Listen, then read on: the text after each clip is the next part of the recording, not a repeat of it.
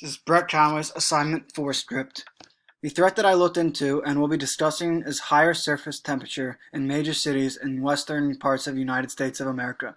The large and densely populated cities like Los Angeles and San Diego are particularly vulnerable due to the concentrated release of heat from buildings, vehicles, and industry.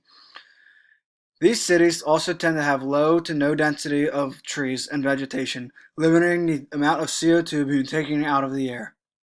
Western cities are particularly more vulnerable due to the higher humidity. The forecast for environmental change is that with the continued growth of major cities is that surface temperatures will continue to increase.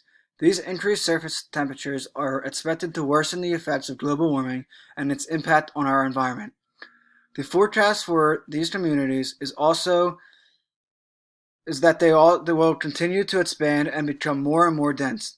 This is expected to then compound the effects we are seeing, further increasing surface temperatures in these cities. Ernest Hibbard.